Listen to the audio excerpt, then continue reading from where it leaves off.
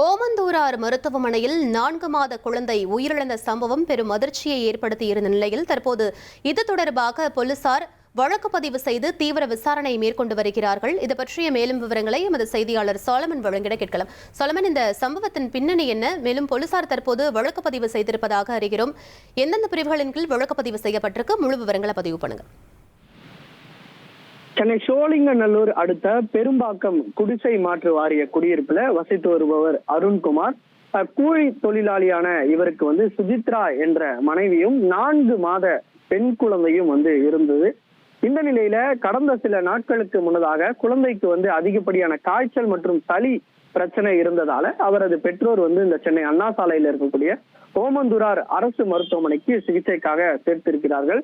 அப்போது இது தொடர்பான பிரச்சனையில சிகிச்சைக்காக இருந்த நிலையில குழந்தை நேற்றிரவு திடீரென இறந்ததாக தெரிகிறது. இந்த சம்பவம் அறிந்த உறவினர்கள் உடனடியாக மருத்துவமனை முன்பு ஒரு போராட்டத்துல ஈடுபட்டனர். சாலை மறியல் போராட்டத்துல ஈடுபடுவதற்கு முன்னதாகவே போலீசார் அவர்களிடம் பேச்சுவார்த்தை நடத்தி அப்புறப்படுத்தினர். அவர்களது பிரதான குற்றச்சாட்டு என்ன என்றால், 8 வயது சிறுமிக்கு போட வேண்டிய ஊசியை 4 மாத குழந்தைக்கு போட்டதாலே இந்த ஓவர் டோஸ் அதிகமாகி குழந்தை இறந்து விட்டதாகவும், மருத்துவர்கள் மற்றும் செவிலியர்களோட அலட்சிய போக்கின் காரணமாகத்தான் குழந்தை உயிரிழந்திருப்பதாகவும் குற்றச்சாட்டி அவர்கள் போராட்டத்துல ஈடுபட்டனர்.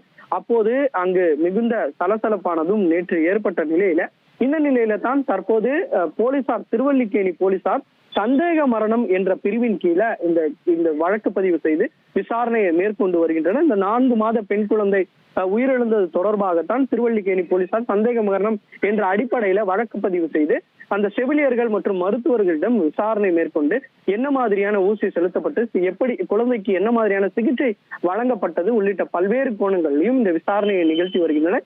இதற்கிடையே வழக்கறிஞர்களுடன் நேற்று சிலர் அண்ணா சாலை காவல் நிலையத்திற்கு சென்று போலீசாரிடம் வாக்குவாதத்துல ஈடுபட்ட நிலையில அந்த சம்பவமானது பரபரப்பு ஏற்பட்டு வழக்கறிஞரையும் பிடித்து போலீசார் விசாரணை மேற்கொண்டனர். தற்போது வழக்கு பதிவு செய்து முதற்கட்ட விசாரணையை திருவல்லிக்கேணி போலீசார் தொடங்கியிருக்கிறார்.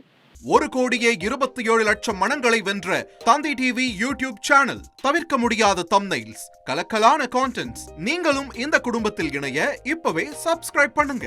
அசுரபலம் கொண்ட எங்கள் டிஜிட்டல் கரங்களில் உங்கள் விளம்பரங்களை சேர்க்க வாட்ஸ்அப் பண்ணுங்க. 8939888838.